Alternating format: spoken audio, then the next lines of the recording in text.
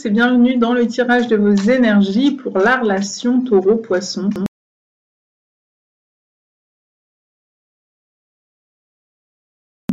Alors, je sais que dans la vidéo de présentation, j'avais parlé de tirage amoureux. Là, c'est plutôt sur du tirage relationnel un peu plus large. En tout cas, je vais ouvrir sur ce tirage un peu plus large. Peut-être que ça parlera à d'autres personnes que des personnes en couple, taureau-poisson, mais plutôt des personnes, je sais pas moi, une relation taureau-poisson dans la famille, en amitié, au niveau professionnel. 2 arcanes majeures. Du coup, je vais vous dire la même chose que ce que j'ai dit, c'était pour Taureau, oulala, juste avant vous, j'ai dit Taureau-Lion. 2 arcanes majeures sont sortis aussi pour les Taureaux-Lions, aussi pour Taureau-Scorpion, et tous les tirages en ont eu au moins un. Alors vous voyez, je ne sors que 3 cartes. C'est que c'est en train de marquer un passage pour vous, spécialement les taureaux, parce que c'est vous qui êtes mon ex fixe dans tous ces tirages. Donc, je suis désolée pour le bruit, en ce moment il y a des travaux dans mon immeuble, ce n'est pas toujours simple de trouver le temps et l'occasion de faire des tirages et de savoir ce que les ouvriers vont faire et à quelle heure. Voilà, donc en premier lieu vous avez le chevalier de bâton et ces 2 arcanes majeures, la force et l'ermite. Et j'entends, je vais aller voir ailleurs si j'y suis, avec cette énergie du chevalier de bâton. Alors, est-ce que l'un des deux est allé voir ailleurs dans le couple taureau-poisson? Alors, est allé voir ailleurs, pas nécessairement sexuellement parlant, hein. Peut-être il y a un départ vers de nouveaux horizons géographiquement, physiquement. L'un part en voyage, ou l'un est muté, ou l'un déménage, et l'autre suivra par la suite, par exemple. Mais il y a du mouvement là. Taureau-poisson, il y a du mouvement. Ça peut être un mouvement qui ne soit pas de longue durée, parce qu'avec le cavalier de bâton, ça peut être rapide comme l'éclair, hein. Ça peut être une énergie de feu, donc on peut quand même rester dans l'idée d'une incursion, d'une rencontre, et puis avoir une rencontre extérieure au couple, ou alors vous venez de vous rencontrer là, il n'y a pas longtemps, les taureaux-poissons,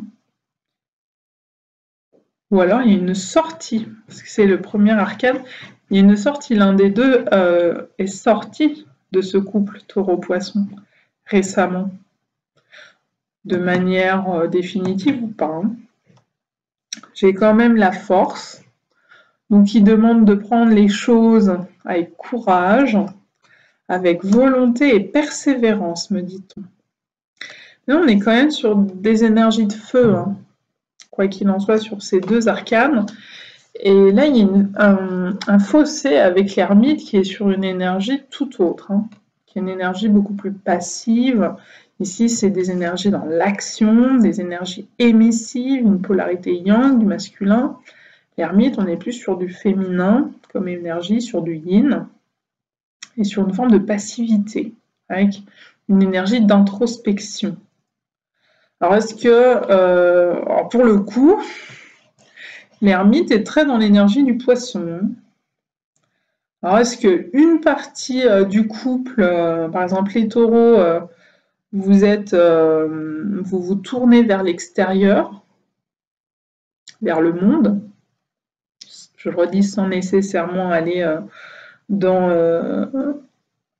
aller voir ailleurs sur un plan d'adultère, mais juste vous vous remettez dans une dynamique d'aller vers l'extérieur, alors que la personne poisson qui est à vos côtés, elle, reste dans une forme d'intériorité.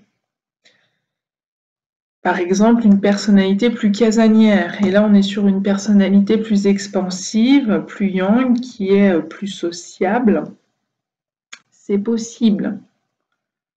C'est possible.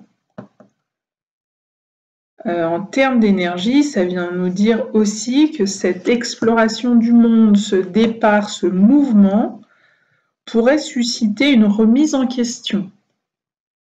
Chez vous ou chez votre partenaire. Avec cette énergie de l'ermite.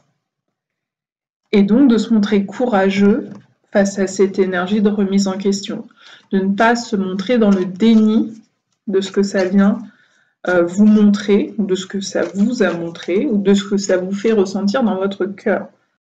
Je rappelle que l'énergie de la force, là vous le voyez d'ailleurs, c'est l'énergie du signe du lion. Et donc le lion, il est associé au cœur. Courage, cœur, tout ça, ça a la même étymologie. Donc peut-être que ça vous fait vivre des choses que vous ressentez qui demandent à être éclairées, introspectées, étudiées, regardées de près, et non pas refoulées, et non pas résister. Avec, là, pour le coup, ça serait utiliser la force comme un rapport de force, en disant non, je résiste à tout ce que je suis en train de ressentir et tout ce que je suis en train de voir, je ne veux pas le voir. J'ai envie de dire, je ne pense pas parce que l'énergie de la force n'est pas renversée, mais en même temps avec l'ermite juste à ses côtés. En tout cas, on insiste pour vous dire que regardez ça de plus près, accueillir vos émotions plutôt que les refouler, ne pas être dans le déni, voir ce qu'il y a à voir, vous sera bénéfique à votre relation. Et on me parle ici du 6 de Pentacle, j'entends le mot cueillette, donc il y a peut-être des fruits à cueillir. Les fruits sont mûrs, il est temps d'aller les chercher. Donc de sortir pour aller les cueillir, ou d'aller les chercher où là ils se trouvent. Il y a une récolte à faire. Il y a une récolte à faire et alors le 6 de Pentacle au niveau de la récolte vient nous rappeler d'être juste dans sa récolte. 3 d'un côté, 3 de l'autre pour faire 6. Et donc de donner autant que recevoir. Donc si je récolte quelque chose, eh bien le partager avec l'autre. Ne pas le garder que pour soi. C'est un petit peu ce que ça vient nous dire. Et que peut-être, pour certaines relations taureau-poisson, ça vient rappeler au principe de réciprocité, parce que peut-être qu'il y a un manquement, qu'il y a un souci de réciprocité quelque part.